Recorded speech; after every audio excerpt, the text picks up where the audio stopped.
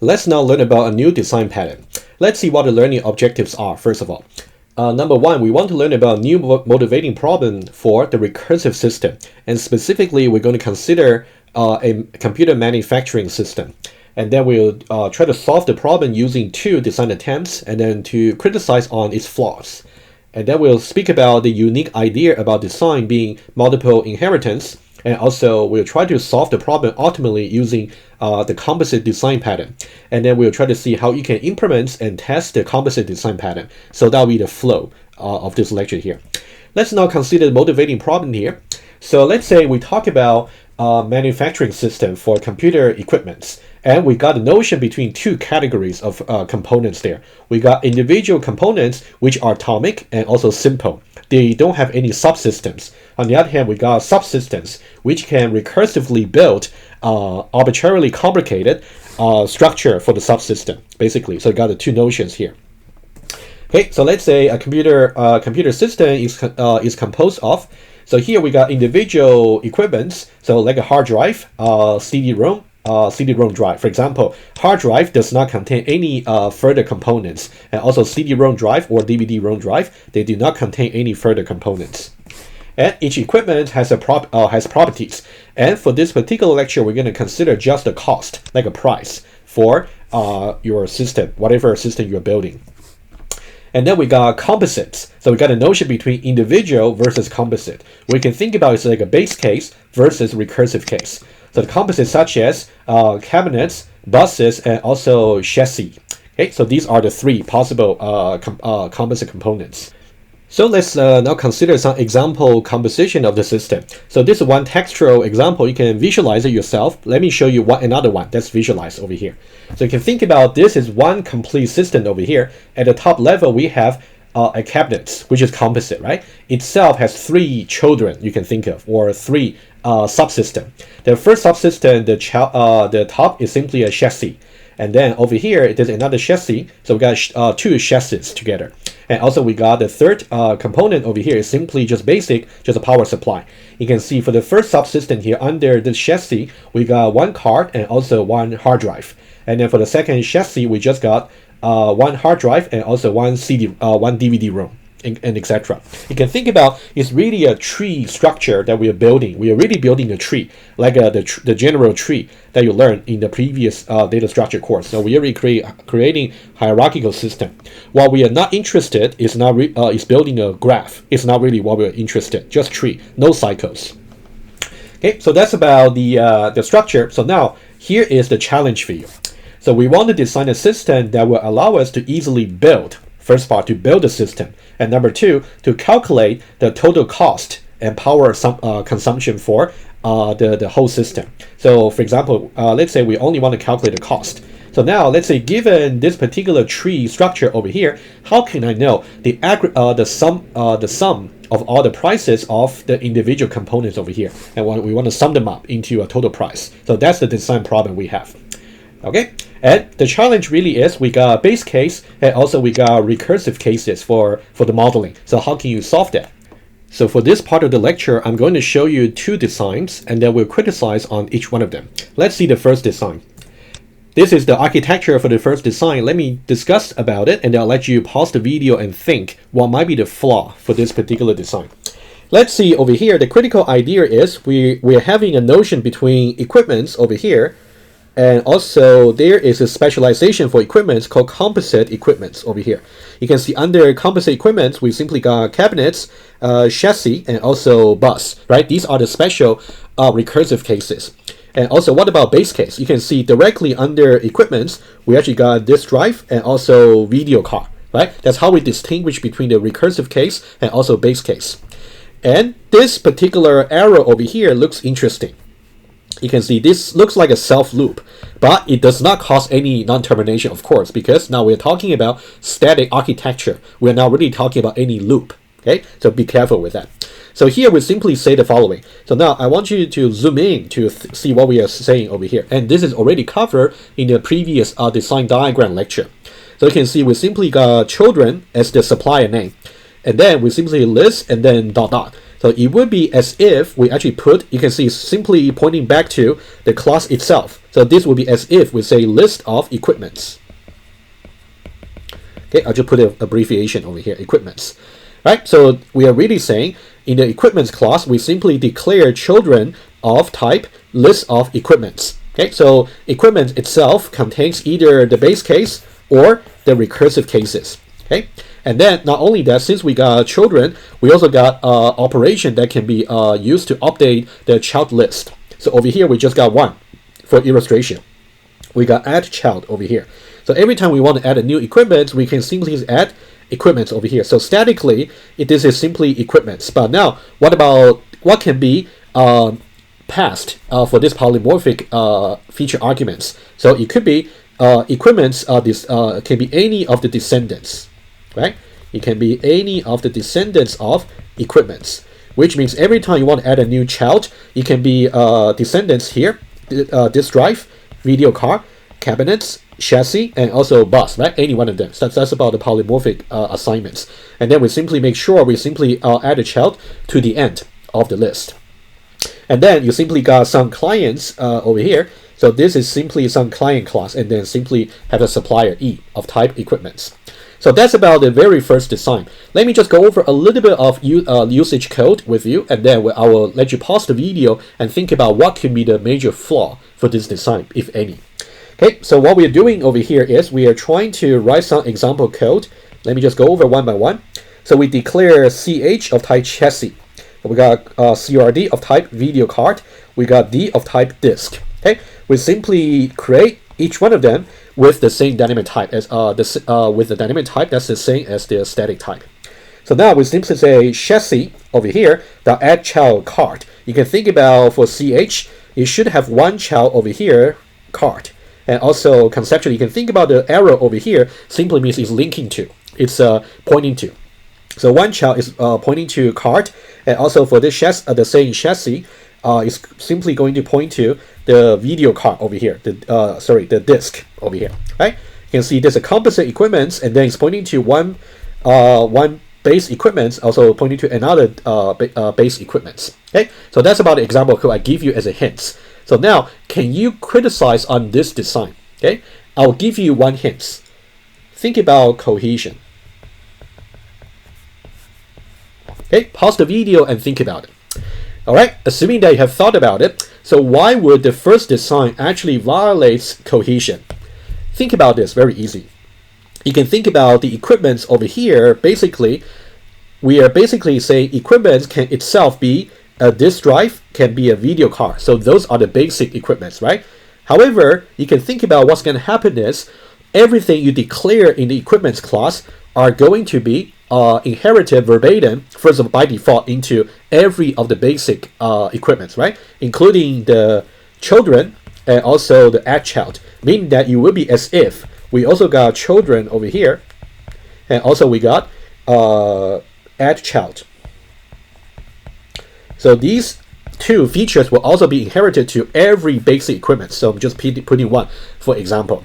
So what would be the consequence of that? Number one, it definitely violates cohesion, because as far as a base case is concerned, a base case should not contain any further equipments. In that case, children and also add child are simply not cohesive with this drive. Neither would that be cohesive with the video card. So now, let me show you, okay, that's number one. It's violating cohesion, number one. So what about number two? Number two would be, so now, let me just continue from this code over here.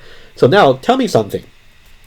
Based on the given architecture over here, what if I write the following line of code?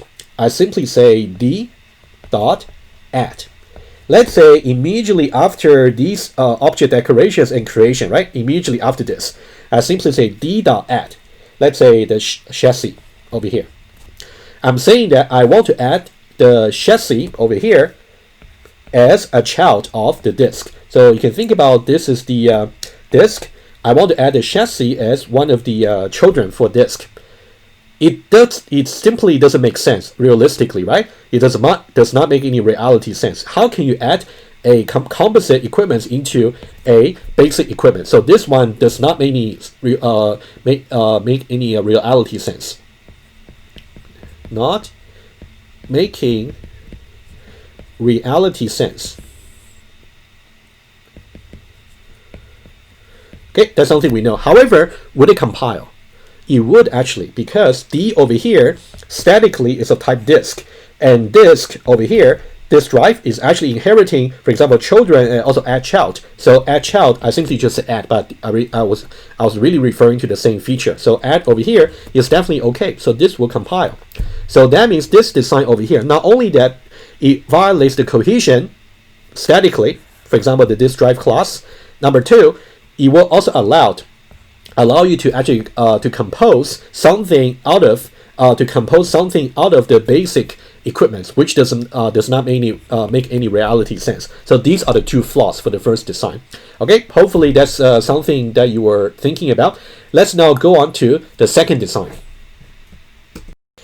Before you see the second design, imagine that it's actually going to improve exactly the flaw for the first design, which means we want to deal with cohesion properly. So let's look at the second design. The only change I can point to you, okay, we've still got pretty much the same separation between equipments for the basic and also composite for the recursive case, right, for the equipments. So now the only difference is, rather than having children and also add child in the equipments class, that's exactly the root of the clause that will actually cause the violation for cohesion from the first design. What we do instead is to really move the children and also add child into the composite. Okay, so now you can see now this particular interesting arrow is now pointing from composite into the equipments. So again, you can think about over here, let me just write it down for you again. You can think about this dot over here is really referring to equipments. You can imagine that in the composite class, which is deferred, that one there actually declare an attributes of type attribute name children of type list of equipments over there. So only subclasses of the composite class can inherit the children and add child. The children over here is also add child. So these two routines will only be inherited into over here. So let me just use green. So these two children and also add child will only be inherited into cabinets, chassis, and also bus. Only these three classes. Whereas if you think about the disk drive and also video card, okay? Oh, there's one feature I didn't really mention, but it's the same from the first design. It's actually for the price. You can think about the price, I simply say it's deferred, meaning that at this level over here, I don't necessarily know, because maybe the current class can either be a basic equipment or it can be a composite equipment at the runtime. So for now, I simply put it deferred.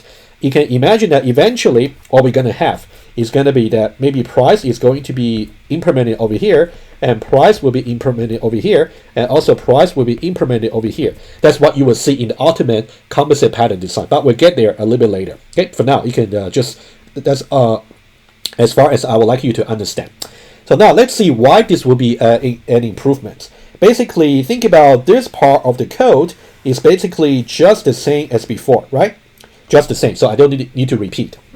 And then, so this is kind of the counter example I used to really say, for example, you can see in the previous one, I try to add maybe a chassis into the disk, right? So here I'm doing something very similar. I'm trying to add a disk into the video card, right? You can see the D is a disk, adding that into the card, and card is definitely just a basic equipment. So now, for this second design over here, is this allowed? Does this compile?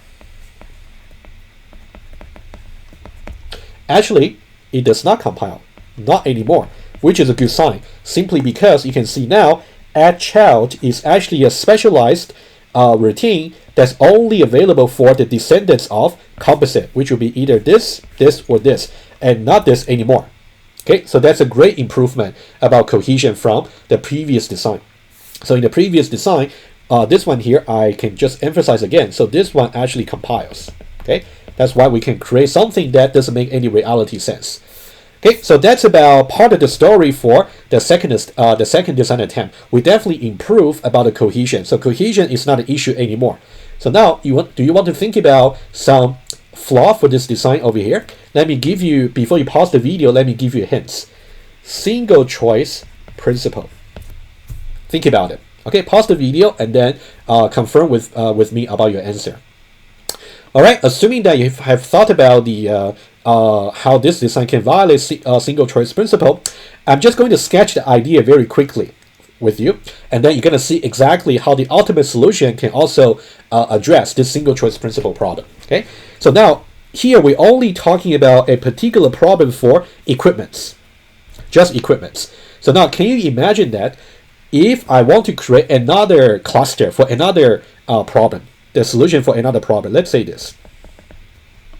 Let's say I got another cluster over here. Okay, just imagine, I'm going to sketch informally. Let's say for this particular cluster is for furniture.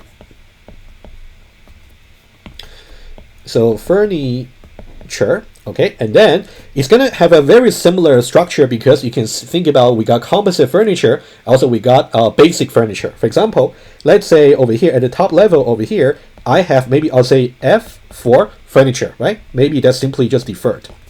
Under which I have some base, let's say I have chair, and also I have maybe desk. For example, desk is also you cannot add anything more inside the desk. But that's why it's also basic.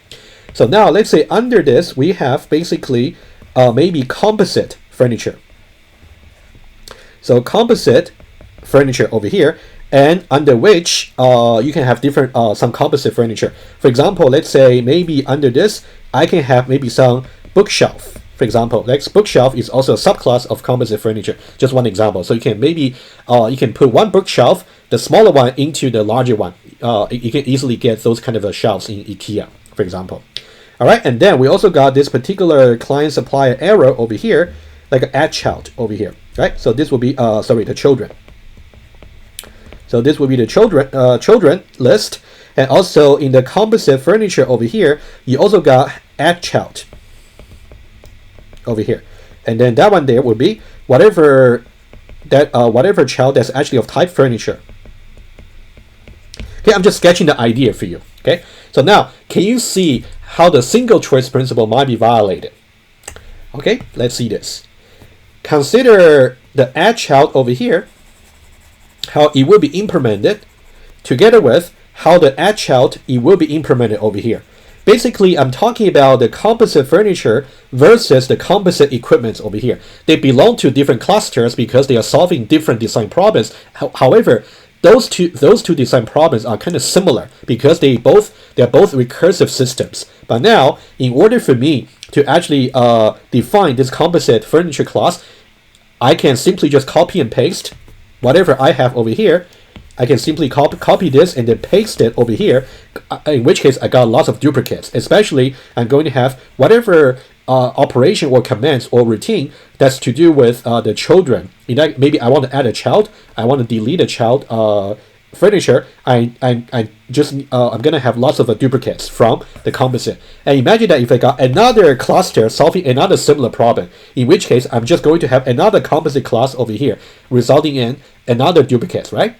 So you can see the single choice principle is really violated because the composite class might simply be duplicated in so many similar clusters solving the similar problem. Okay, so that's why single choice principle is violated. So now I'm gonna just stop here just for the discussion for the second design attempt. Think about it to see whether you're really convinced. Let's say for the second design attempt, the cohesion is now properly satisfied, but the single choice principle is not.